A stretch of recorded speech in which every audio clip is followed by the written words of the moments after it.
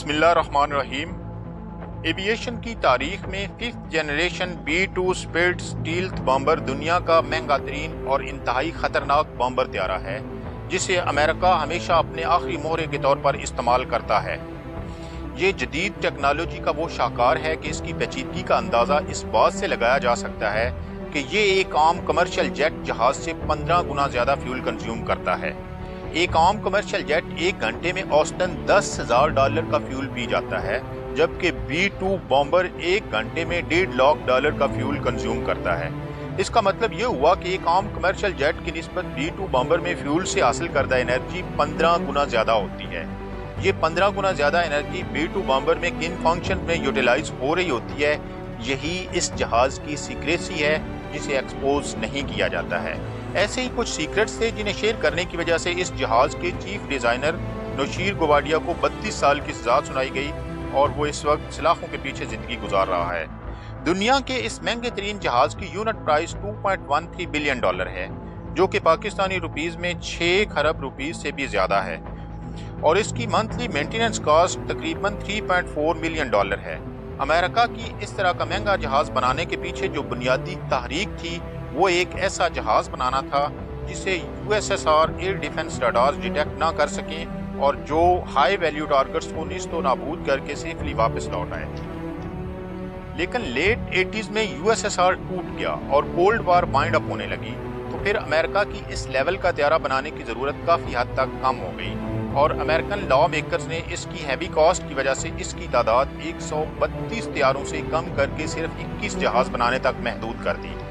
یہ 21 جہاز 1989 سے لے کر 2000 کے درمیان مینوفیکچر کیے گئے، اور پہلے B-2 اسپیڈ اسٹیلتھ بامبر نے 17 جولائی 1989 کو اپنی پہلی اڑان بھری۔ اس وقت US ایئر فورس کے پاس 21 میں سے 19 جہاز سروسیبل کنڈیشن میں موجود ہیں۔ ایک جہاز 2008 میں ٹیک آف کرنے کے فوری بعد کریش ہو گیا تھا، جس کے دونوں پائلٹس ایجیکٹ کر گئے تھے، جبکہ ایک جہاز کو 2022 میں ڈیمیج ہونے کی وجہ سے ریٹائر کر دیا گیا تھا۔ یہ ایک ہیوی اسٹریٹجک بامبر ہے جو جدید ترین رڈار کی آنکھوں میں دھول جھونک کے نکل جاتا ہے، اور جب تک رڈار کو کچھ سمجھ آتی ہے B-2 بامبر اپنا مشن سر انجام دے کر جا چکا ہوتا ہے۔ کسی بھی رڈار کی ایفیشنسی کا انحصار رڈار سے امٹ ہونے والی ریڈیو ویوز کی کسی بھی فلائنگ آبجیکٹ سے ٹکرانے کے بعد ریفلیکٹ ہو کر واپس آنے والی ریڈیو ویوز پر ہوتا ہے۔ انہی ویوز کا انالیسس کر کے فلائنگ آبجیکٹ کے فاصلے اور سپیڈ وغیرہ کی کیلکولیشن کی جاتی ہے۔ لیکن B-2 بامبر کے ڈیزائن اور اسپیشل کوٹنگ کی وجہ سے یہ ویوز جہاز سے ٹکرانے کے بعد سیم اینگل پہ ریفلیکٹ ہونے کی بجائے ادھر ادھر پھیل جاتی ہیں، اور کچھ ویوز کو B-2 بامبر کی باڈی اپنے اندر جذب کر لیتی ہے۔ اس کے علاوہ بھی اس جہاز میں ملٹیپل ٹیکنالوجیز استعمال کی جاتی ہیں، اور یہ جہاز رڈار پر بہت ہی چھوٹا ایک پرندے کے سائز یا ایون اس سے بھی کم سائز کا نظر آتا ہے۔ اس کے علاوہ اس جہاز میں جدید ترین ECM سسٹم لگا ہوا ہے۔ اگر کوئی رڈار اس جہاز کو ڈیٹیکٹ کر بھی لے تو یہ سسٹم فوری طور پر فعال ہو جاتا ہے اور ایسے سگنلز امٹ کرتا ہے جو رڈار کو اندھا کر دیتے ہیں۔ اس جہاز کی ٹاپ سپیڈ 1010 کلومیٹر فی گھنٹہ ہے، اور اس کی رینج 6000 ناٹیکل مائلز یعنی 11100 کلومیٹر ہے، اور اگر اس کی one time mid year refuelling کر لی جائے تو یہ جہاز 19000 کلومیٹر تک فلائی کر سکتا ہے۔ اس کی ریفیولنگ کے لیے KC-135 اسٹیٹ ٹینکر یا KC-64A جہاز استعمال کیے جاتے ہیں۔ اس کے سائز اور ایئر ویوز کی وجہ سے اس کی ریفیولنگ کا مرحلہ کافی پیچیدہ ہوتا ہے۔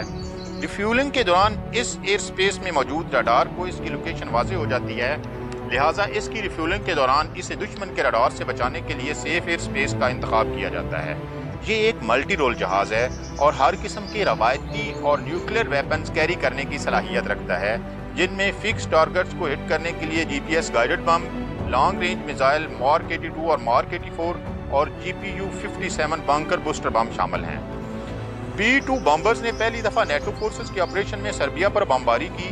اس کے علاوہ یہ جہاز افغانستان، عراق، لیبیا، یمن اور حال ہی میں ایران کی نیوکلیر سائٹس پر بمباری کے لیے استعمال کیے گئے۔ ایران کا ایٹمی پروگرام ہمیشہ سے امریکہ اور اسرائیل کے لیے چیلنج رہا ہے۔ جون 2025 میں ایران اور اسرائیل کے درمیان لڑی جانے والی جنگ میں اسرائیل اور امریکہ نے باہمی تعاون کر کے ایران کے نیوکلیر سائٹس کو تباہ کرنے کا پلان بنایا، اور 22 جون کو آپریشن مڈ نائٹ ہیمر میں 7 B-2 بامبر طیاروں نے ایران پر حملہ کرنے کے لیے امریکہ سے ٹیک آف کیا، اور لمبی مسافت کے بعد 3 ایرانی نیوکلیر سائٹ اور 2 نیتنز اور اصفہان پر 14 GBU-57 بنکر بوسٹر بم پہ آئے۔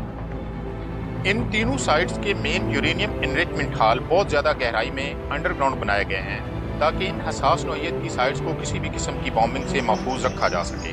اسرائیل کے پاس کوئی ایسا ویپن یا ایمونیشن موجود نہیں تھا جس سے ان سائٹس کو نقصان پہنچایا جاتا۔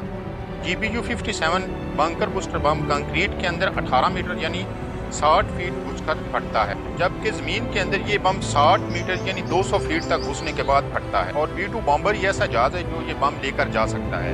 امریکہ نے ان تینوں سائٹس پر 14 بم گرانے کے بعد ان سائٹس کو مکمل طور پر تباہ کرنے کا دعویٰ کیا، جس کی ایران نے پارشل ڈیمیج کی تصدیق کر دی۔ ان بامبرز کو امریکہ ٹو ایران اور پھر ایران ٹو امریکہ جانے میں تقریباً 37 گھنٹے لگے، اور انہوں نے ان 37 گھنٹوں میں 22,800 کلومیٹر کا فاصلہ طے کیا۔ فرینڈز، اگر آپ کو میری ویڈیو پسند آئی ہے تو لائک کر دیں، چینل کو سبسکرائب کر دیں تاکہ میرا اور آپ کا پرماننٹ انٹریکشن رہ سکے۔ Thank you.